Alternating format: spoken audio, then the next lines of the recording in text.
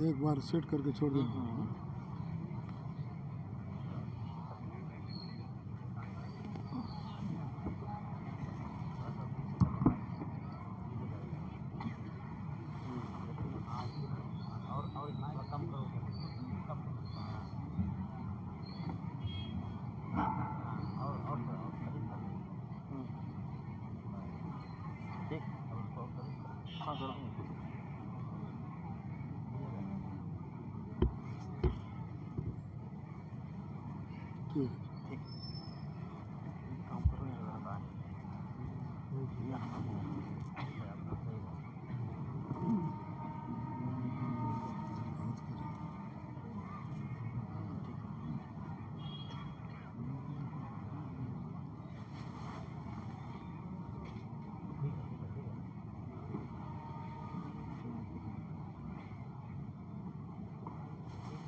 Button کو پکڑ.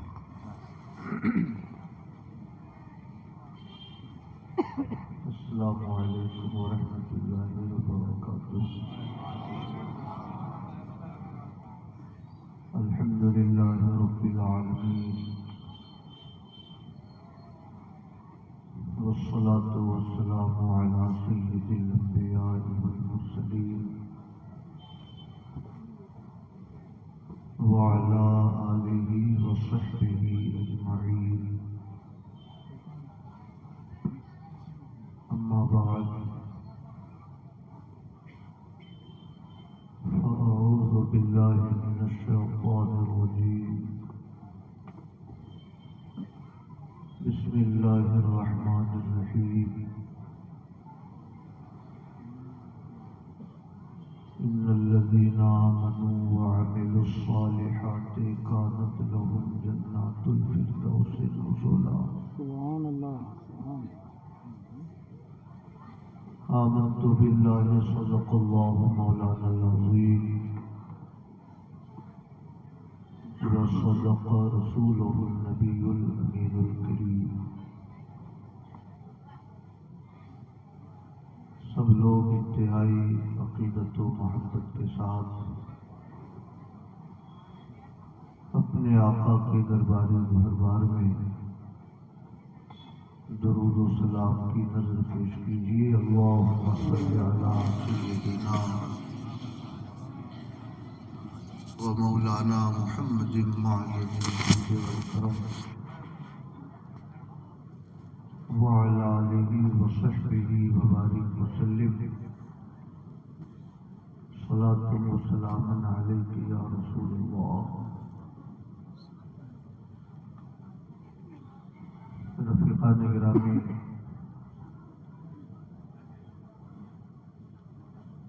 یہ ہماری اور آپ کی خوش نصیبی ہے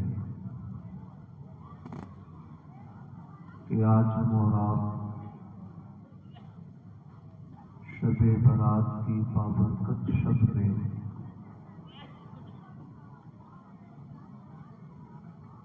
اپنے شہر کے سب سے بڑے قبرستان کی آغوش میں بیٹھ کر اللہ عز و جل اور اللہ کے نیک بندوں کا ذکر سماعت کر رہے ہیں. میں بہت مبارکباد پیش کرتا ہوں مرکزی قبرستان کمیٹی کے نوجوانوں اور ذمہ داروں کی خدمت میں جو ہمیں اللہ اور رسول کے ذکر کے سننے کا موقع فراہم کرتے ہیں. اللہ پاک ہم سب کی حاضری کو اپنے کرم سے قبول فرمائے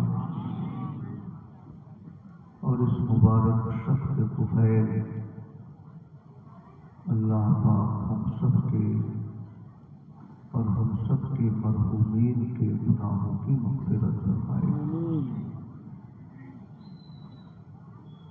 یہ وہ مقدس رات ہے جس کے بارے میں حضرت علی مرتضیٰ رضی اللہ تعالی عنہ سے منقول ہے آقا کریم صلی اللہ تعالی علیہ وسلم ارشاد فرماتے ہیں اذا كانت لیلۃ نصف من شعبان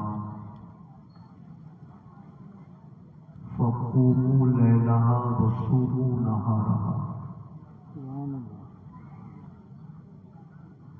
جب 15ویں شعبان کی رات آئے تو رات کو اللہ کی عبادت کرو اور دن کو روزہ رکھو،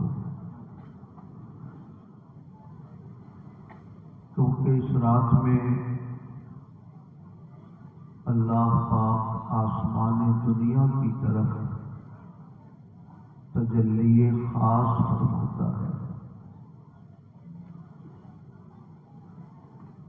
عام راتوں میں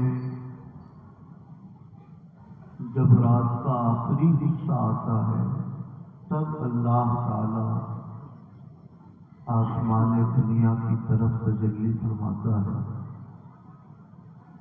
مگر یہ وہ شب ہے کہ غروب آفتاب کے بعد ہی اللہ تعالی آسمان دنیا کی طرف تجلی خاص فرماتا ہے اور اس کی رحمت کی طرف سے یہ اعلان ہوتا رہتا ہے حل من مستغفر فاغفر لہ. ہے کوئی مغفرت مانگنے والا کہ میں اسے بخش دوں. سبحان اللہ. حل من مسترزق فارزق لہ. ہے کوئی رزق مانگنے والا کہ میں اسے رزق دوں. رات بھر اس کی رحمتوں کی طرف سے یہ اعلان ہوتا رہتا ہے. اب جسے اللہ تعالی توفیق خیر عطا فرمائے اور وہ بارگاہ الہی میں سربسجود ہو کر اپنے گناہوں کی مغفرت طلب کرے تو اللہ پاک کی رحمت ایسے بندوں کی ضرور مغفرت فرماتی ہے. میرے بھائیوں،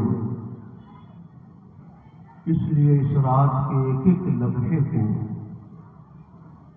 اللہ کے ذکر میں، اللہ کے تصور میں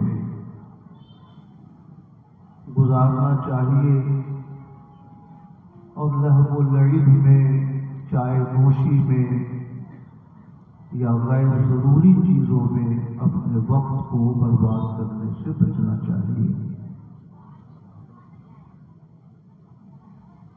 درود پاک پیش کریں. اللہم صلی علی سیدنا و مولانا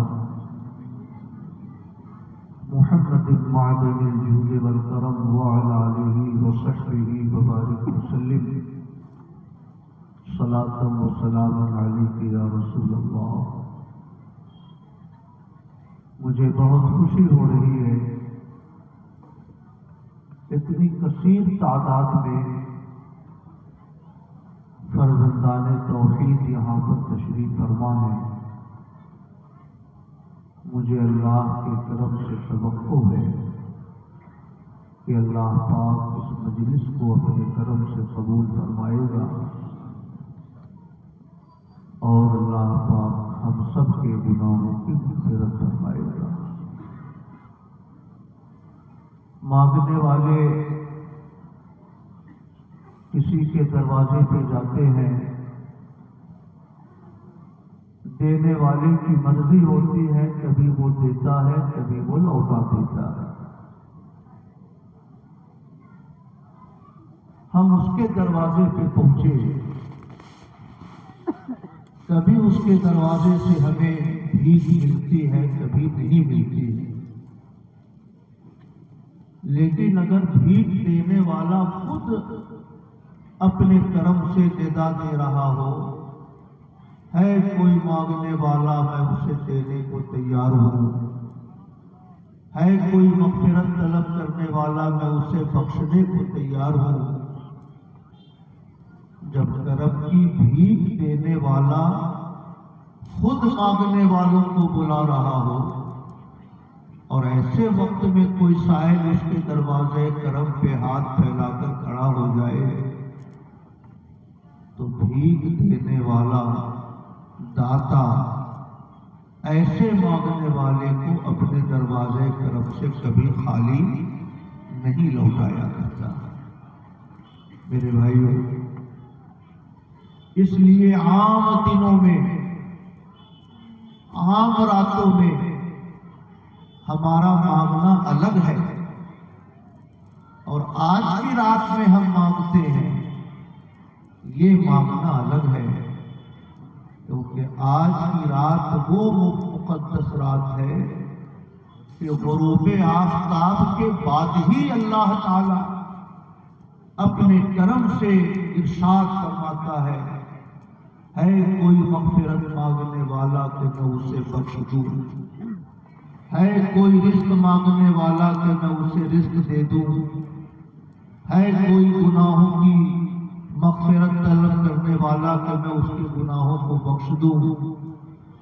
تو جب پروردگار عالم اپنی رحمتوں سے خود ہی اپنے بندے کو ندا دے رہا ہے، ایسے وقت میں اگر کوئی گناہگار بندہ ہاتھوں کو پھیلا کر کھڑا ہو جائے، مولا میں گناہگار ہوں مجھے بخش دے، مولا میں پریشان حال ہوں مجھے آسانی دے دے، مولا میں تنگی رزق میں مبتلا ہوں میرے لیے رزق کے دروازے کشادہ کر دے، اگر کریم خود اپنے دروازے کرم پہ بلا رہا ہو اور ایسے لمحے میں کوئی سائل اس کے دروازے کرم پہ پہنچ جائے تو ایسا سائل اپنے داتا کے دروازے کرم سے کبھی خالی نہیں لوٹا کرتا ہے۔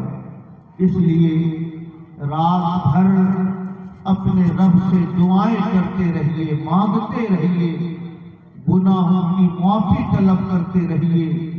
اللہ تعالیٰ بنو قلب کی بکریوں سے زیادہ تعداد میں آج کی شب میں اپنے گناہگار بندوں کو بخش دیا کرتا ہے، اسے جہنم سے آزادی عطا فرما دیا کرتا ہے۔ میرے بھائیوں، مگر یہ عجیب اتفاق ہے، کلمہ پڑھنے والی ایک جماعت ایسی بھی دنیا میں رہتی ہے جنہیں نہ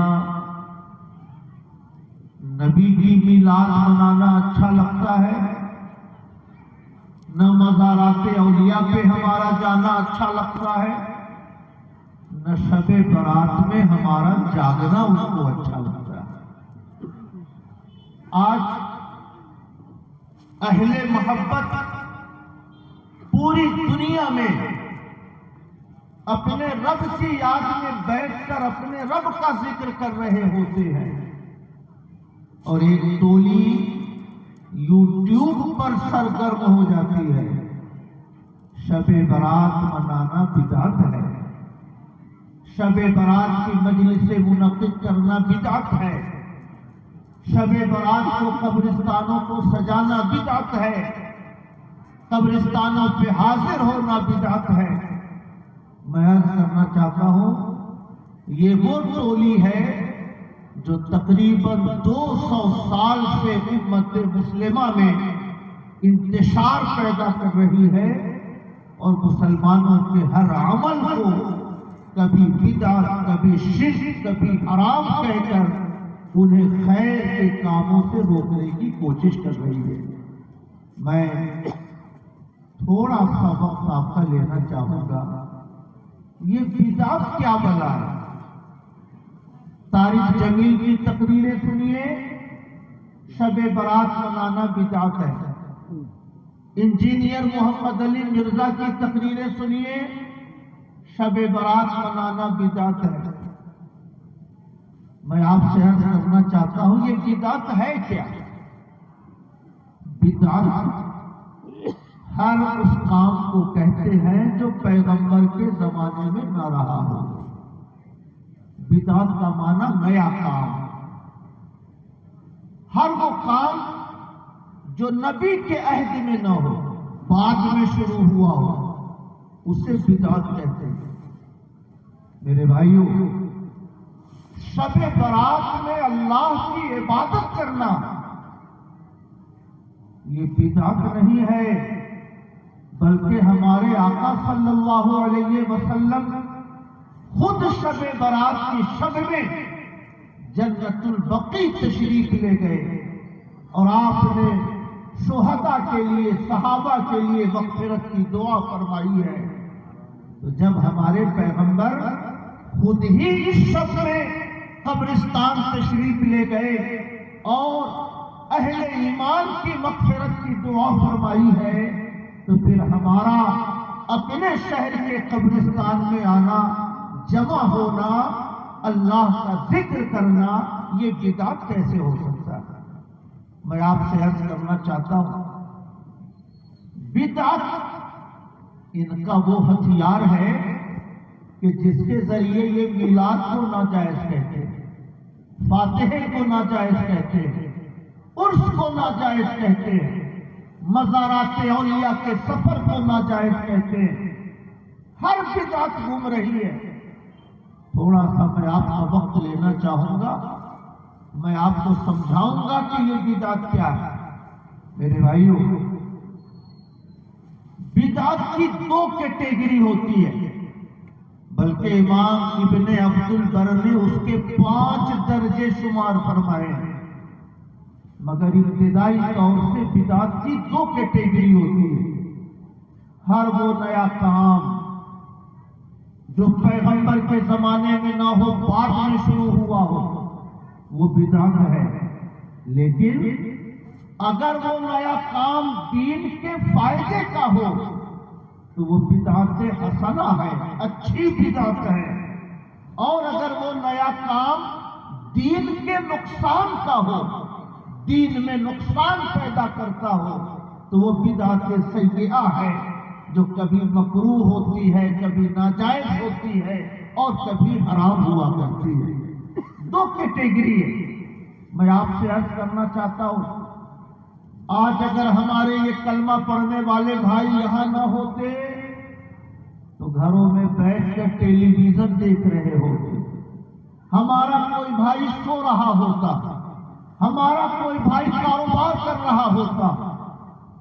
کہ اللہ کا کتنا بڑا کرم ہے کہ ہمارے وہ سارے بھائی یہاں جمع ہو کر نبی کی نعتیں پر سن رہے ہیں، اللہ کے کلام کی تلاوت سماعت کر رہے ہیں، قبرستان میں سوئے ہوئے اپنے رشتہ داروں کی مغفرت کی دعا کر رہے ہیں، اللہ سے معافی طلب کر رہے ہیں۔ اگر آپ کو لگتا ہو کہ یہ نیا کام ہے تو اس نئے کام سے دین کا کون سا نقصان ہوا؟ جو سال بھر قرآن نہیں سنتے، اسی بہانے قرآن سن لیتے ہیں۔ جو سال بھر نعتیں نہیں پڑھتے، اسی بہانے آ کر نعت پڑھ لیتے ہیں، سن لیتے ہیں۔ جو اپنے عالموں کی صحبت میں نہیں بیٹھتے، اسی بہانے آ کر عالموں کی صحبت میں بیٹھ لیتے ہیں۔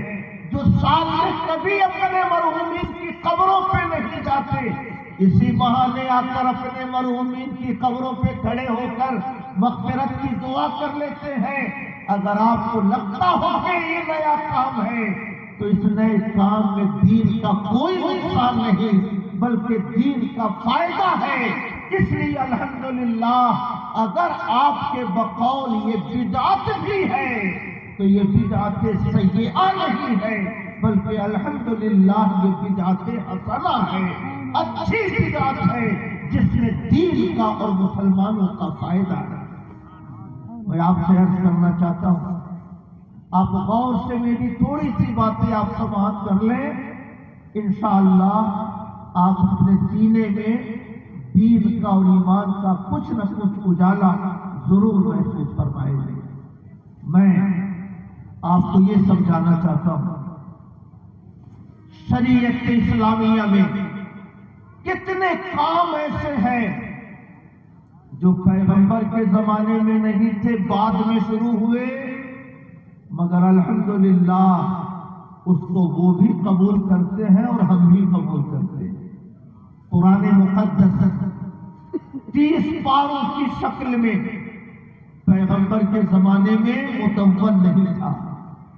حضور اکرم صلی اللہ علیہ وسلم ہجرت کے 11ویں سال دنیا سے تشریف لے گئے۔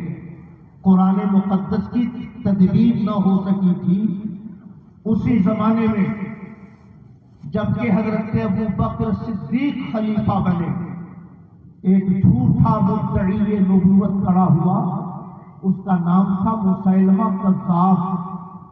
اس نے کہا کہ پیغمبر کی نبوت کا زمانہ ختم ہو گیا، اب یہاں سے میری نبوت کا زمانہ شروع ہوا ہے، اس لیے میری نبوت کا اقرار کرو۔ حضرت صدیق اکبر نے 1000 صحابہ کی فوج بھیجی کہ اس ظالم کو کیفر کردار تک پہنچاؤ۔ بڑی شدت کی جنگ ہوئی، بعض کتابوں میں ہے 70 حافظ قرآن صحابہ اس جنگ میں شہید ہو گئے، اور بعض کتابوں میں ہے 700 حافظ قرآن صحابہ اس جنگ میں شہید ہو گئے۔ جب صحابہ کرام جنگ سے واپس آئے، حضرت عمر فاروق نے حضرت ابو بکر سے ارشاد فرمایا، حضور اگر صحابہ کرام اسی طرح شہید ہوتے رہے اور ہم نے قرآن کو اکٹھا نہیں کیا تو کہیں ایسا نہ ہو کہ صحابہ کرام کے ساتھ ساتھ یہ قرآن کی دولت بھی کہیں ہمارے درمیان سے رخصت نہ ہو جائے۔ اللہ نے حفاظت کا وعدہ فرمایا ہے، مگر اس کی تدبیر ضروری ہے تاکہ یہ صحابہ کرام اگر دنیا میں نہ بھی رہے تو قرآن ہمارے پاس موجود رہے۔ حضرت ابو بکر نے ارشاد فرمایا، عمر اگر قرآن کو اکٹھا کرنا ضروری ہوتا تو میرے پیغمبر نے خود ہی قرآن کو اکٹھا کرا دیا ہوتا، میرے پیغمبر نے خود ہی قرآن کی تدوین کرا دی ہوتی، میں وہ کام کیسے کر سکتا ہوں جو کام پیغمبر نے نہیں کیا ہے؟ مگر حضرت عمر ارشاد فرماتے رہے، حضور بھلے سے نبی نے نہیں کیا مگر واللہ ھذا خیر، اللہ کی قسم یہ اچھا کام ہے، اللہ کی قسم یہ اچھا کام ہے۔ حضرت ابو بکر فرماتے ہیں فجعل یقررنی حتی شرح اللہ لہ صدری، حضرت عمر بار بار اصرار کرتے رہے یہاں تک کہ اللہ تعالیٰ نے میرا بھی سینہ کشادہ کر دیا، میری سمجھ میں بھی بات آ گئی کہ قرآن کو اکٹھا کرنا، قرآن کو جمع کرنا بہت ضروری ہے۔ چند صحابہ مقرر کیے گئے جنہوں نے صحابہ کرام سے پوچھ کر قرآن کی آیتوں کو ترتیب دینا، تدوین کرنا شروع کیا۔ میں آپ سے عرض کرنا چاہتا ہوں، قرآن 30 پاروں کی شکل میں صحابہ کے سینے میں محفوظ تھا، مگر کسی نے قرآن کو پتھر کے ٹکڑوں پہ لکھ کر اپنے گھر میں محفوظ کر لیا تھا، کسی صحابی نے کھجور کی چھالوں پر قرآن کی آیتوں کو لکھ کر محفوظ کر لیا تھا، کسی صحابی نے کھجور کی چھالوں پر قرآن کی آیتوں کو لکھ کر اپنے گھروں میں محفوظ کر لیا تھا، مگر قرآن کے 30 پارے موجودہ شکل میں حضرت ابو بکر کے زمانے تک مدون انداز میں موجود نہیں تھے۔ حضرت ابو بکر کے زمانے میں قرآن کی موجودہ تدوین ہوئی، مگر سبحان اللہ کون کہہ سکتا ہے کہ قرآن کو ترتیب دینا بدعت تھا؟ کون کہہ سکتا ہے قرآن کی تدوین کرنا بدعت تھا، ناجائز تھا، حرام تھا؟ کون کہہ سکتا ہے؟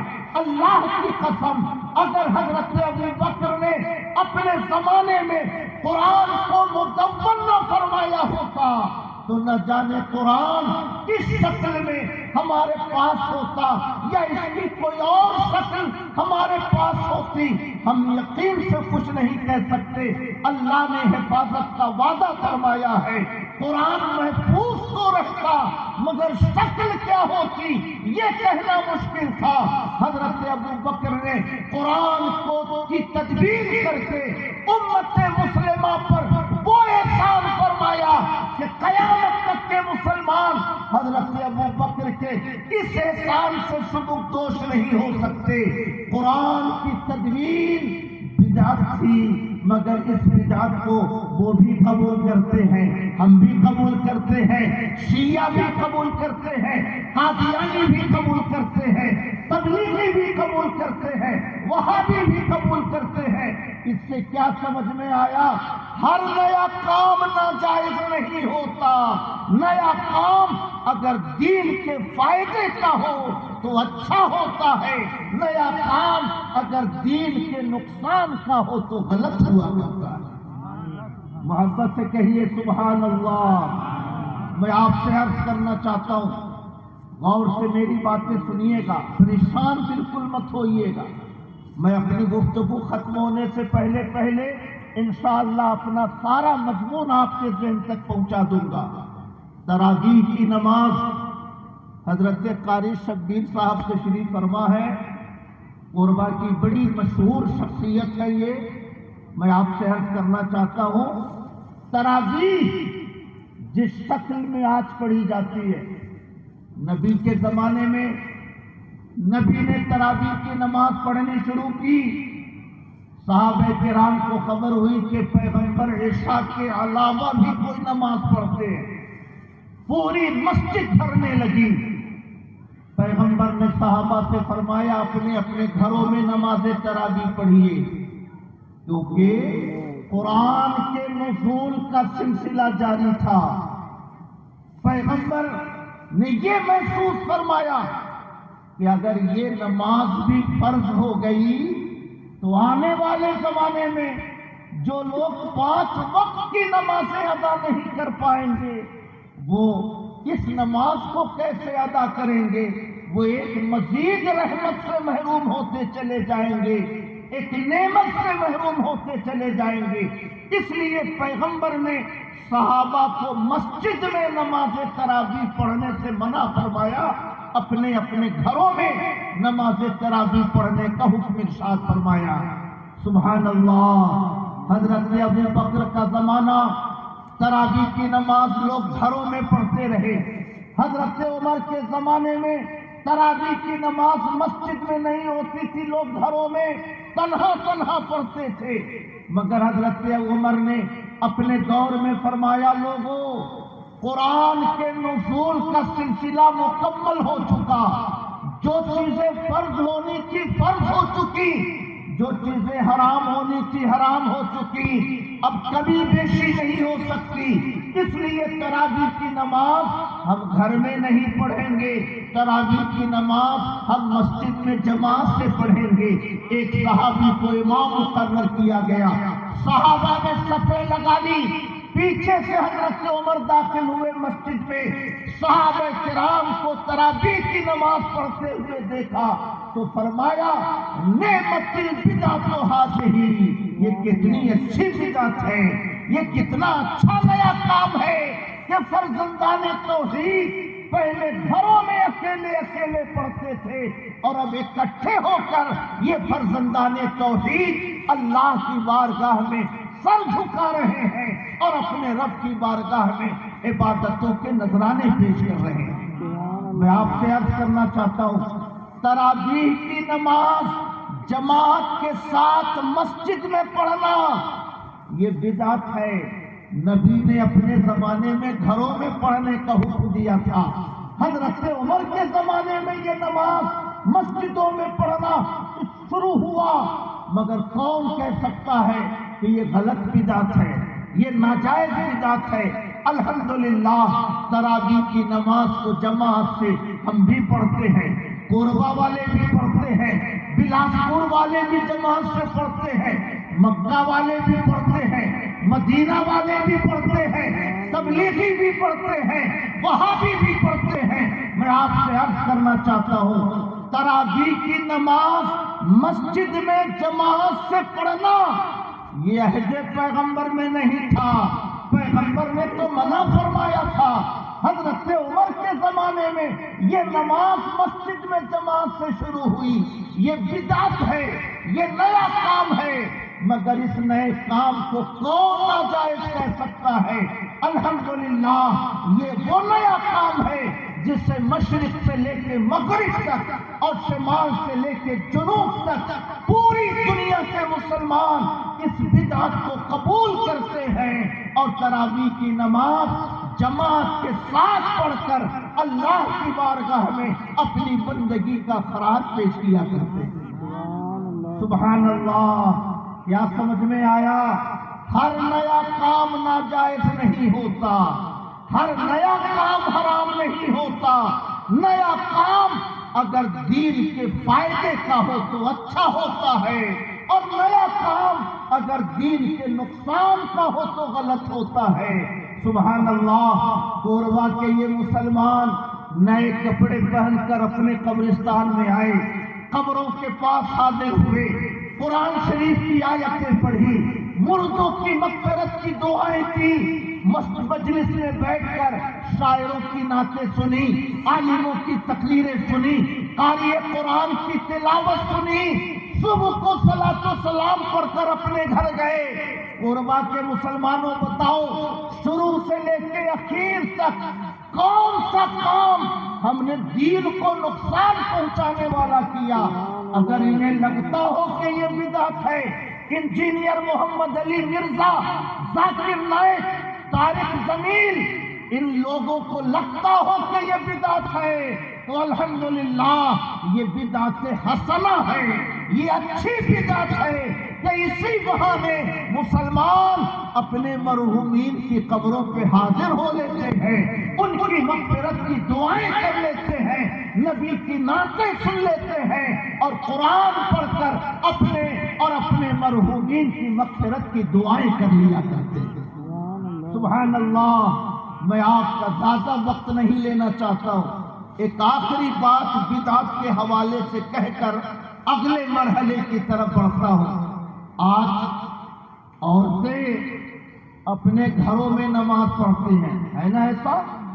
گھروں میں پڑھتے ہیں نا؟ حضور کے زمانے میں عورتیں مسجد میں نماز پڑھتی تھی، عورتیں مسجد میں نماز پڑھتی تھی۔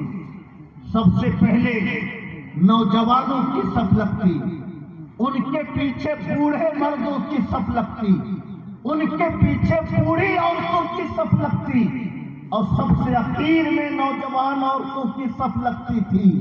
نوجوان مرد سب سے آگے، نوجوان عورتیں سب سے پیچھے، تاکہ کوئی فتنہ نہ ہو، نماز کی حالت میں دلوں میں کوئی تشویش پیدا نہ ہو۔ عام طور سے پیغمبر فجر کی نماز میں 60 سے لے کر 100 آیتیں پڑھا کرتے تھے، مگر کبھی کسی عورت کا بچہ رونے لگے تو میرے پیغمبر قل ہو اللہ احد جیسی مختصر صورتیں پڑھ کے بھی نماز فجر مکمل کر لیا کرتے تھے۔ میں آپ کو یہ سمجھانا چاہتا ہوں، اسلام نیا نیا دنیا میں آیا تھا، دین کے سیکھنے کی ضرورت جتنی مردوں کو تھی اتنی ہی ضرورت عورتوں کو تھی۔ جب عید کا موقع آتا، ادھر عورتیں بیٹھی ہوتی، ادھر مرد بیٹھے ہوتے، پیغمبر پہلے عورتوں کی طرف جا کے خطبہ دیتے تھے، پھر مردوں کی طرف آ کر خطبہ دیتے تھے، پھر اکٹھے نماز پڑھاتے تھے۔ مرد اور عورت دونوں مسجد میں آ کر اکٹھے نماز پڑھتے تھے، مگر حضور کے زمانے کے بعد حضرت ابو بکر کا زمانہ آیا، مرد و عورت مسجد میں نماز پڑھتے رہے۔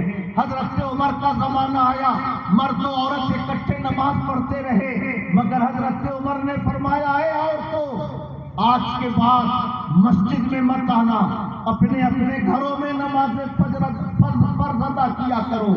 ظاہر ہے کہ جو کام نبی کے زمانے سے رائج تھا، حضرت عمر نے منع فرمایا، عورتوں میں بحران مچ گیا۔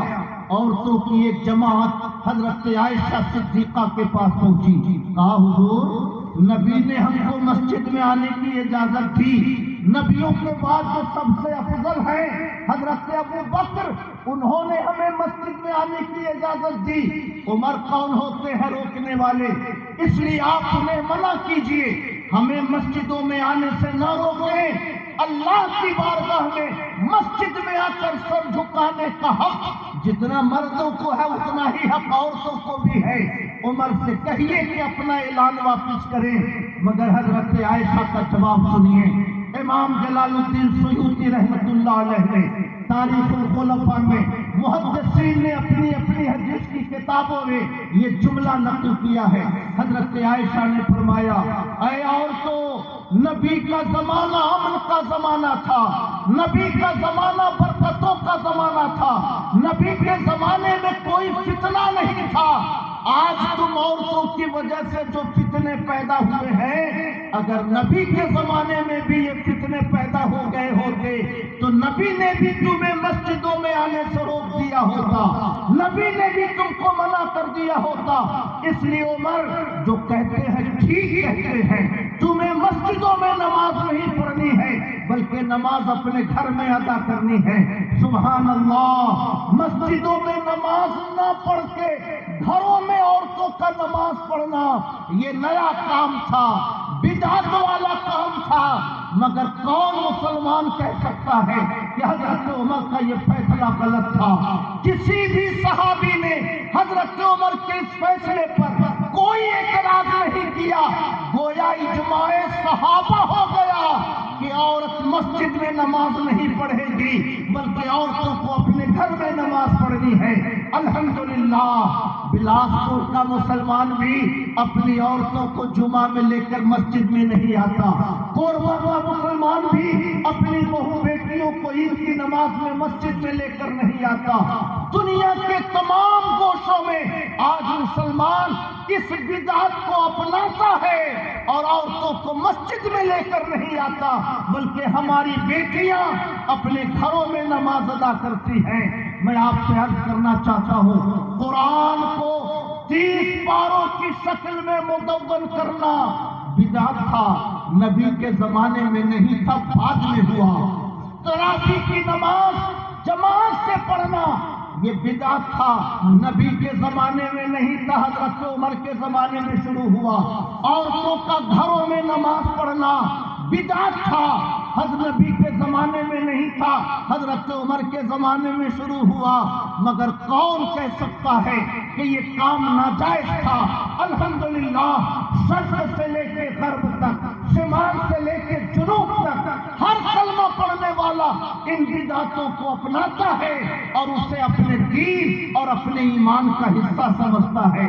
کوربا کے مسلمانوں، میں یہ عرض کرنا چاہتا ہوں، کتنی بدعتیں ہیں، وہابی بھی قبول کرتے ہیں، تبلیغی بھی قبول کرتے ہیں، شیعہ بھی قبول کرتے ہیں، ان بدعتوں پر کوئی اعتراض نہیں، مگر جب کلمہ پڑھنے والا مسلمان اجمیر چلا جائے تو طارق جمیل کو بدعت نظر آتی ہے، قبرستان میں اپنے مرحومین کی مغفرت کی دعا کے لیے ہاتھ اٹھا کر کھڑا ہو جائے بدعت نظر آتی ہے، شب برات کی مجلسوں میں کوئی مسلمان اپنے مسجدوں کو سجا لے بدعت نظر آتی ہے، اپنے اللہ کے نیک بندوں کے عرس کی مجلسیں سجا لے بدعت نظر آتی ہے۔ ہر بدعت قبول کر لو مگر اللہ کے نیک بندوں سے جڑا ہوا کوئی نیا کام ہو تو تمہارے پیٹ میں درد ہونے لگتا ہے، اس کا مطلب ہے کہ تمہیں بدعتوں سے پرہیز نہیں ہے، تمہیں اللہ کے نیک بندوں سے پرہیز ہے، تمہیں اللہ کے محبوبوں سے پرہیز ہے۔ تم چاہتے ہو کہ مسلمانوں کا رشتہ گنبد خضرا سے کٹ جائے، تم چاہتے ہو کہ مسلمانوں کا رشتہ اجمیر کے راجہ سے کٹ جائے، تم چاہتے ہو کہ مسلمانوں کا تعلق بغداد کے تاجدار سے کٹ جائے، ورنہ ہر بدعت کو قبول کرتے ہو اور جب اللہ کے نیک بندوں کی بات آتی ہے تو تمہیں وہ ناجائز اور حرام نظر آنے لگتی ہے۔ اس کا مطلب تمہیں پریشانی بدعتوں سے نہیں ہے، تمہیں پریشانی اللہ کے محبوب بندوں سے ہے۔ نعرہ تکبیر، نعرہ رسالت، علماء اہل سنت، جشن شب برات، نعرہ تکبیر، نعرہ رسالت۔ درود شریف پڑھیں، اللہم صلی علی سیدنا و مولانا محمد معدن الجود والکرم وعلی آلہ وصحبہ وبارک وسلم، صلاۃ و سلام علیک یا رسول اللہ۔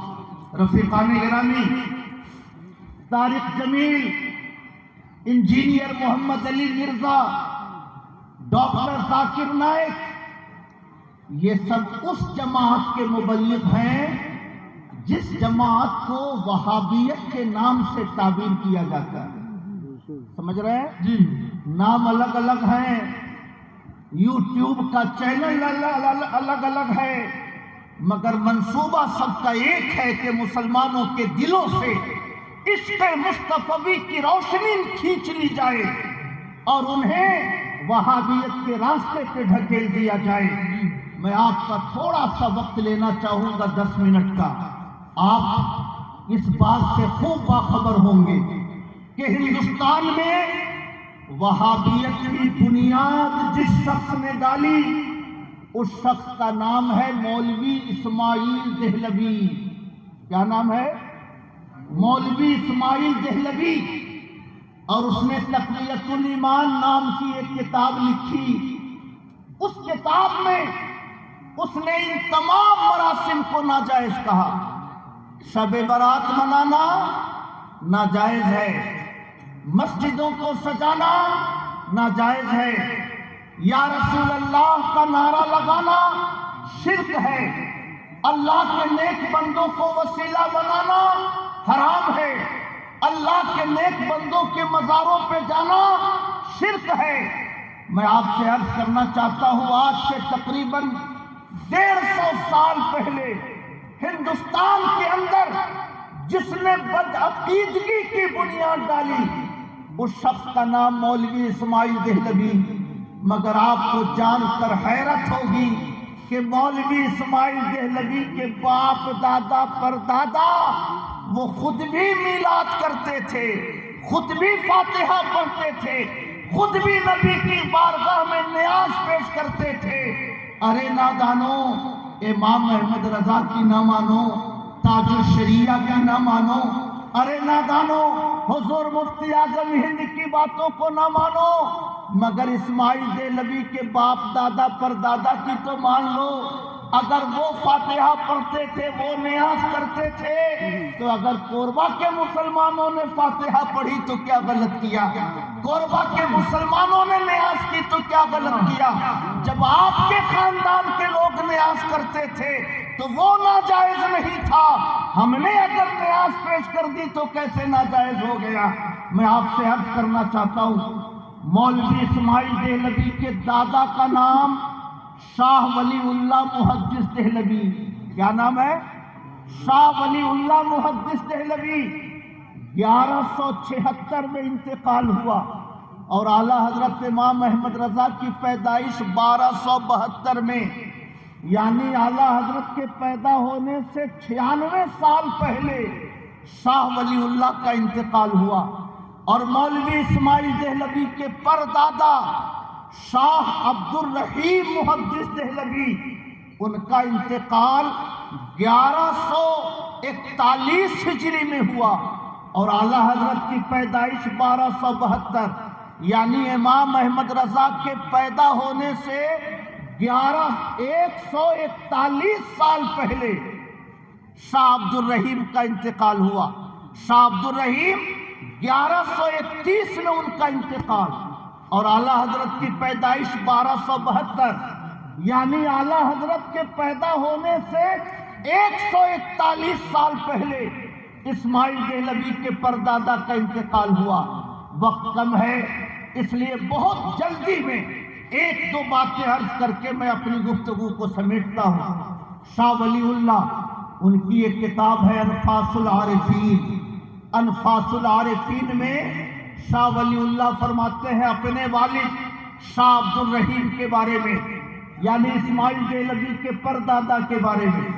फरमाते हैं कि मेरे वालिद शाह अब्दुल रहीम हर साल 12वीं शरीफ के दिन नबी की मीलाद पढ़ते थे और शीरीनी हाज़रीन मजलिस में तकसीम करवाते थे। एक साल गुर्बत की वजह से घर में कुछ नहीं था सिवाय भुने हुए चना और गुड़ के। मेरे वालिद ने उन्हीं भुने हुए चना اور گڑ پر فاتحہ پڑھ کے لوگوں میں تقسیم کرا دیا۔ رات میں خواب میں دیکھتے ہیں کہ پیغمبر تخت پہ تشریف فرما ہے، نیچے صحابہ بیٹھے ہوئے ہیں، صحابہ نیاز کی چیزیں بڑھا رہے ہیں۔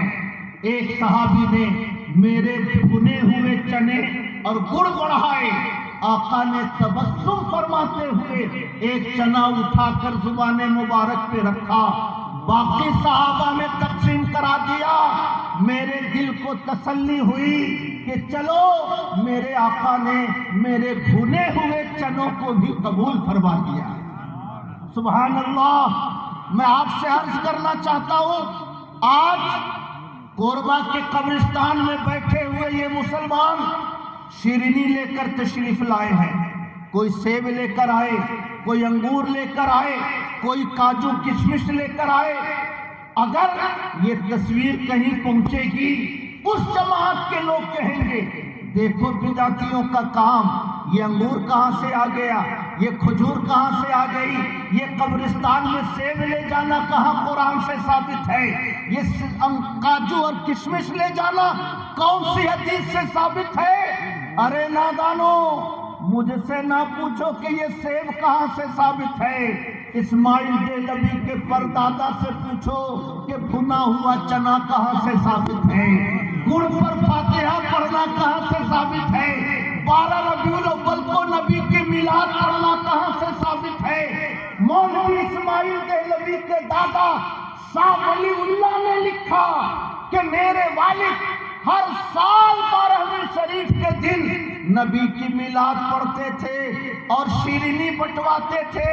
ایک سال کچھ نہ ملا سوائے گڑ کے، تو میرے والد نے اسی پہ فاتحہ پڑھ کے تقسیم کرا دیا۔ کوربا کے مسلمانوں، اگر شاہ عبدالرحیم اعلیٰ حضرت امام محمد رضا کے پیدا ہونے سے 141 سال پہلے گڑ پر فاتحہ پڑھ کے تقسیم کرا سکتے ہیں، تو ہم بھی سیب اور انگور پر فاتحہ پڑھ کے ضرور تقسیم کرا سکتے ہیں۔ اگر نبی بھونے ہوئے چنا کو قبول فرما لیتے ہیں تو اللہ کے کرم سے امید ہے کہ مصطفیٰ ہمارے سیب کو بھی قبول فرما لیں گے، ہمارے چنا کو بھی قبول فرما لیں گے، ہمارے انگور کو بھی قبول فرما لیں گے۔ میں آپ سے عرض کرنا چاہتا ہوں، امام احمد رضا نے میلاد کو فروغ نہیں دیا، امام احمد رضا نے فاتحہ کی ایجاد نہیں کی۔ مولوی اسماعیل دہلوی کے دادا لکھتے ہیں کہ میرے والد نبی کی میلاد پڑھتے تھے اور حاضرین مجلس میں جو شیرینی ہوتی تھی اسے تقسیم کرایا کرتے تھے۔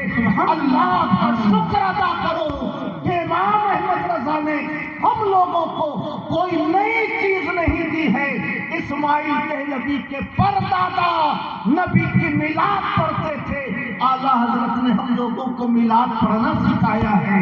شاہ عبدالرحیم نبی کی نیاز پیش کرتے تھے۔ کوربا کے مسلمانوں، اعلیٰ حضرت کا شکریہ ادا کرو کہ اعلیٰ حضرت نے ہم لوگوں کو بھی نیاز پیش کرنے کا طریقہ سکھلایا ہے۔ جب یہ شیرینی فرشتے ہمارے مرحومین کی قبروں میں پیش کریں گے تو ہمارے مرحومین کی روحوں کو کتنی خوشی ہوگی، اور ان کے دلوں سے جب دعائیں نکلیں گی تو اللہ تعالی ہماری دنیا کو بھی بہتر بنائے گا اور اللہ پاک ہماری آخرت کو بھی بہتر بنائے گا۔ آج یہ تاثر دیا جاتا ہے، تھوڑا سا میں آپ کا وقت لینا چاہوں گا۔ یوٹیوب، آج ہمارا نوجوان 7-8 گھنٹے یوٹیوب پر گزارتا ہے۔ حضرت مولانا عزیز الحق کی تقریر تو مہینے 2 مہینے میں کبھی سنتا ہے، حضرت قاری شبیر سے سابقہ تو کبھی کبھی پڑھتا ہے، جامعہ نوریہ رضویہ کے علماء سے صحبت کا شرف تو کبھی کبھی ملتا ہے، مگر طارق جمیل کی تقریریں، ذاکر نائک کی تقریریں صبح کو اسکرین پر، شام کو اسکرین پر، اور اگر ہم اپنے مسلک کو نہیں سمجھیں گے، شب برات کے مراسم کو نہیں سمجھیں گے تو ہمارا نوجوان تذبذب کا شکار ہوگا۔ قرآن میں یہ فاتحہ کہاں ہے؟ قرآن میں یہ شیرینی کہاں ہے؟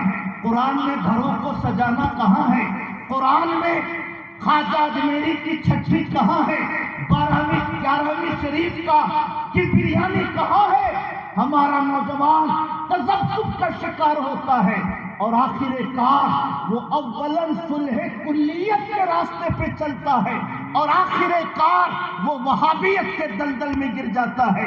میں آپ سے عرض کرنا چاہتا ہوں، گفتگو گراں گزر رہی ہو تو معاف فرمائیے گا، مگر یہ موقع بہت کم ملتے ہیں کہ اتنا بڑا مجمع شہر کا اکٹھا ہو، نوجوان بھی ہوں، بڑے بھی ہوں، بوڑھے بھی ہوں، اور مسلک کی کچھ باتیں پہنچانے کا موقع ملے۔ اس لیے ایک بات سنیے اور میں اپنی گفتگو ختم کرتا ہوں۔ آپ یاد رکھیے گا، اعلیٰ حضرت امام محمد رضا کے پیدا ہونے سے 96 سال پہلے شاہ ولی اللہ یعنی اسماعیل دہلوی کے دادا کا انتقال ہوا، اور 141 سال پہلے اسماعیل دہلوی کے پردادا شاہ عبدالرحیم محدث دہلوی کا انتقال ہوا۔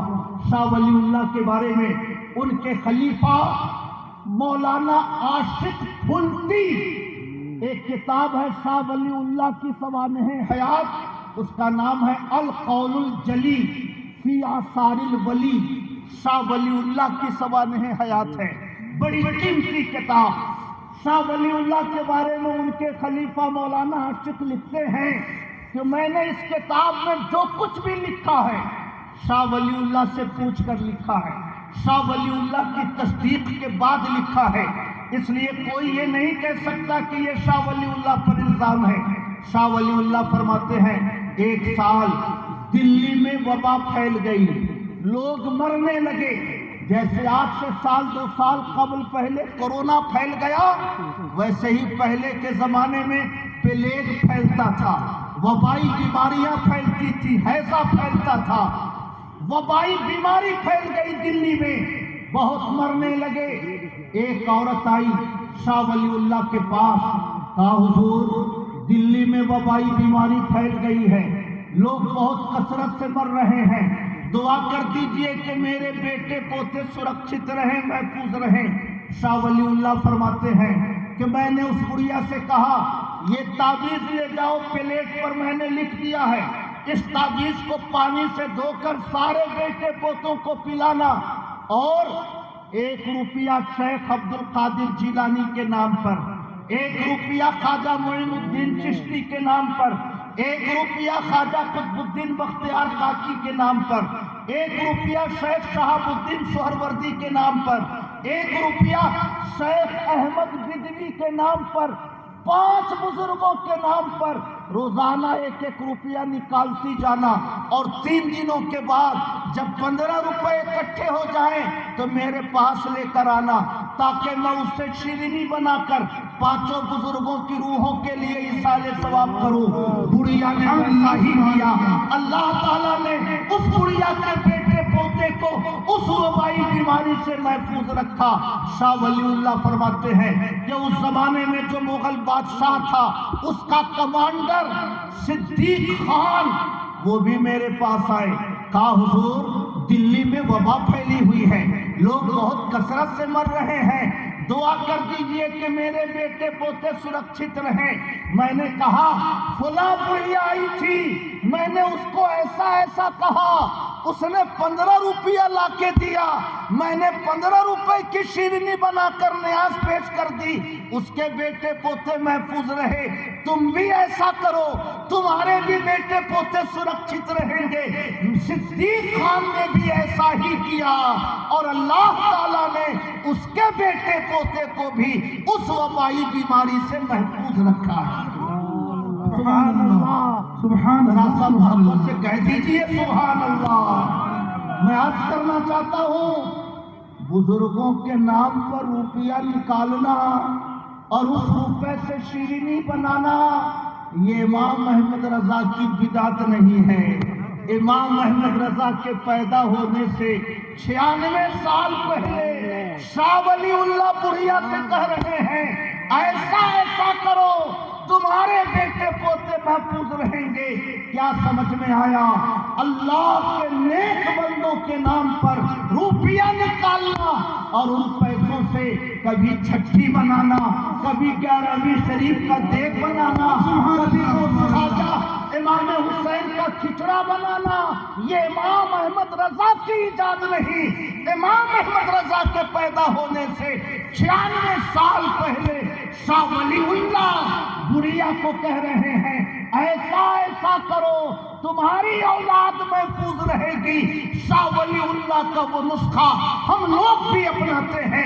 غوث اعظم کا مہینہ آتا ہے، ان کے نام پہ دیگ بنوا دیتے ہیں۔ خواجہ اجمیری کا مہینہ آتا ہے، ان کے نام پہ لنگر بنوا دیتے ہیں۔ امام حسین کا مہینہ آتا ہے، کھچڑا بنوا دیتے ہیں۔ شاہ ولی اللہ نے بتایا کہ بزرگوں کے نام پر ایصال ثواب کرو، بیٹے محفوظ رہیں گے۔ اللہ کا کرم ہے کہ ہم غوث اعظم کی فاتحہ کرتے ہیں، ہماری اولاد محفوظ رہتی ہے۔ خواجہ اجمیری کی چھٹی مناتے ہیں، ہماری اولاد محفوظ رہتی ہے۔ اللہ کا شکر ہے کہ ہم مخدوم کچھوچا کا عرس مناتے ہیں، ہمارے گھروں میں برکتوں کا نزول ہوتا ہے۔ اس سے کیا سمجھ میں آیا؟ اگر قربہ کا مسلمان شیرینی لے کر قبرستان آئے، قبر کے سرانے رکھ کر قرآن کی آیتیں پڑھ کر اپنے مرحومین کے لیے کہے مولا میں نے جو قرآن کی آیت پڑھی اس کا بھی ثواب میرے ماں باپ کو دے دے، یہ جو پھل رکھا ہے اس کا بھی ثواب میرے ماں باپ کو دے دے، میں نے جو شجرہ پڑھا اس کا بھی ثواب میرے ماں باپ کو دے دے، یہ امام احمد رضا کی ایجاد نہیں۔ امام احمد رضا کے پیدا ہونے سے سینکڑوں سال پہلے خود بابائے وہابیت اسماعیل دہلوی کے باپ دادا بھی ایسا کرتے تھے۔ الحمدللہ اعلی حضرت نے بزرگوں کا وہی طریقہ ہم ہندوستانی مسلمانوں کو سکھایا ہے۔ نعرہ تکبیر، نعرہ رسالت، علماء اہل سنت، جشن شب برات، جشن شب برات، مرکزی سیرت کمیٹی، نعرہ تکبیر، نعرہ رسالت۔ اس لیے مسلمانوں شب برات کی مجلس میں آئے ہوئے کلمہ پڑھنے والوں اپنے مقدر پہ فخر کرو کہ جو محدثین کا طریقہ تھا، جو اماموں کا طریقہ تھا، جو بزرگوں کا طریقہ تھا، الحمدللہ اعلیٰ حضرت نے وہی طریقہ ہم لوگوں کو سکھایا ہے۔ اس لیے اپنے تو اپنے جو حاسدین ہیں وہ بھی کہتے ہیں وادی رضا کی کوہ ہمالا رضا کا ہے، جس سفر دیکھیے وہ علاقہ رضا کا ہے۔ اگلوں نے بھی لکھا ہے بہت علم دین پر جو کچھ ہے اس صدی میں وہ تنہا رضا کا ہے۔ جب سب ان سے جلنے والوں کے گل ہو گئے چراغ، احمد رضا کی شمع فروزہ ہے آج بھی۔ اللہ کا شکر ہے، میں شکریہ ادا کرتا ہوں مرکزی قبرستان کمیٹی کے ذمہ داروں کا کہ انہوں نے ہم لوگوں کو یہاں پہ بیٹھنے کا، اللہ و رسول کے ذکر کے سننے کا، مراسم اہل سنت کی حقانیت کے حوالے سے چند باتیں آپ حضرات تک پہنچانے کا موقع عطا کیا ہے۔ مگر قربہ کے نوجوانوں 2 بجے مجلس ختم ہو جائے گی، مگر گھروں کو جا کر سو مت جانا۔ صبح کا وقت وہ نیک دعاؤں کی قبولیت کا وقت ہے، اپنی محنتوں کا انعام پانے کا وقت ہے۔ ایسا نہ ہو 2 بجے رات تک یہاں بیٹھے رہے اور جب انعام کے بٹنے کا وقت آیا تو سو گئے، جب صدقات کے بٹنے کا وقت آیا تو سو گئے۔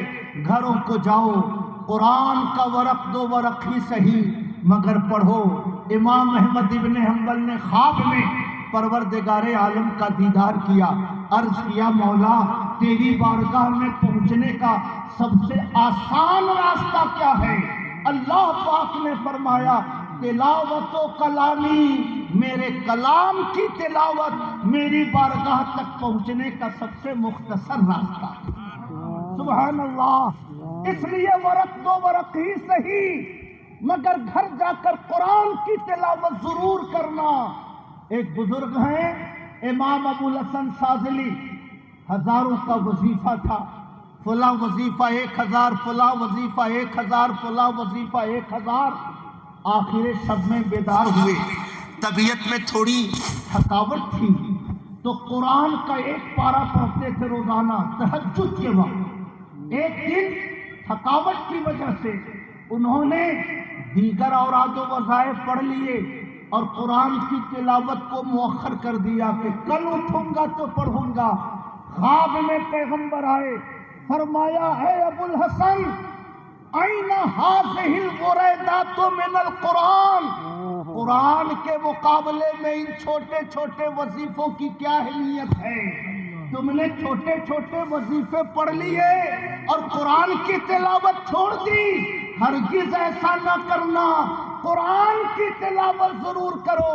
امام ابو الحسن شاذلی فرماتے ہیں کہ اس کے بعد میں نے تہجد کے وقت کبھی بھی قرآن مقدس کی تلاوت کو ترک نہیں کیا۔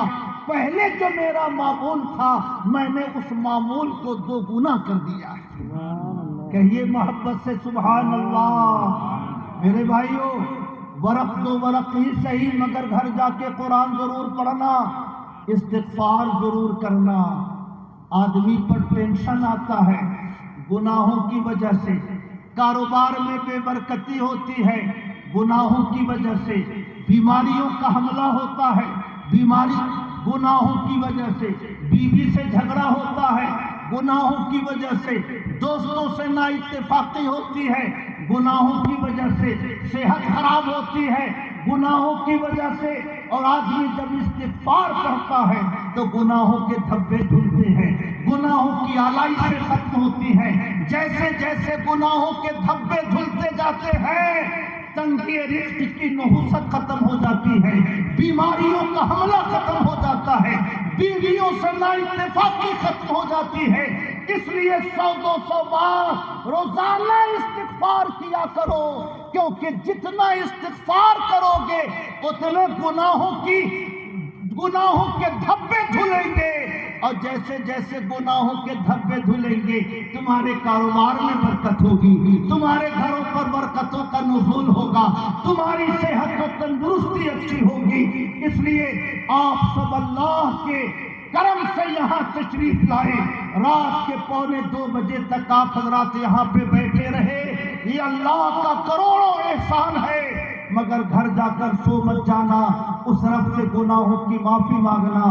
نبی کے صدقے میں تمہیں قرآن ملا ہے، نبی کے صدقے میں تمہیں ایمان ملا ہے، نبی کے صدقے میں تمہیں شریعت ملی ہے۔ اس لیے 100-200 بار گنبد خضرا کے مکی پر درود ضرور پڑھنا، 100-200 بار اپنی غلامی کا خراج درودوں کی شکل میں ضرور پیش کرنا، اور جب فجر کی نماز پڑھ لو تب آرام کرنا۔ میں نے اپنی گفتگو کے شروع میں عرض کیا تھا، حضرت علی فرماتے ہیں اذا کانت لیلۃ من نصف شعبان فقوموا لیلہا وصوموا نہارہا۔ آقا فرماتے ہیں جب 15ویں شب شعبان کی رات آئے تو رات میں عبادت کرو اور دن میں روزہ رکھو۔ اس لیے کل کا دن ہمیں روزوں میں گزارنا چاہیے، ہمیں اللہ کی عبادت میں گزارنا چاہیے۔ میں دعا کرتا ہوں اللہ پاک اس مجلس کو اپنے کرم سے قبول فرمائے، اور آپ سب یہاں تشریف لائے، اپنے مرحومین کے ایصال ثواب کے لیے یہاں حاضر ہوئے۔ اللہ پاک ہمارے اور آپ کے سب کے مرحومین کی مغفرت فرمائے، اور اللہ پاک سب کو جنت الفردوس میں جگہ عطا فرمائے۔ میں بہت شکر گزار ہوں آپ حضرات کا۔ اللہ رب العزت ہم سب کو دین پر، ایمان پر قائم رکھے، اور مسلک اہل سنت پر، مذہب اسلام پر مرتے دم تک اللہ تعالی ہم سب لوگوں کو ثابت قدم رہنے کی توفیق عطا فرمائے۔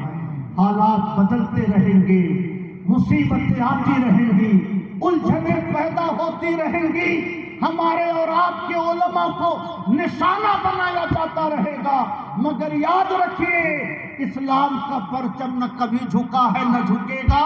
ہمارے بزرگوں نے بہت پہلے فرمایا ہے کہیں پھونکوں سے بجھتی ہے تجلی نور ایمان کی، کہیں پھوکوں سے بجھتی ہے تجلی نور ایمان کی، ہوا روکے تو کشتی تیز چلتی ہے مسلمان کی، اور جہاں میں اہل ایمان صورت خورشید جیتے ہیں، ادھر ڈوبے ادھر نکلے، ادھر ڈوبے ادھر نکلے، اسلام زندہ باد، مسلمان پائندہ باد۔ السلام علیکم ورحمۃ اللہ وبرکاتہ۔ سلام پڑھیے حافظ تنویر صاحب، وہ حافظ تنویر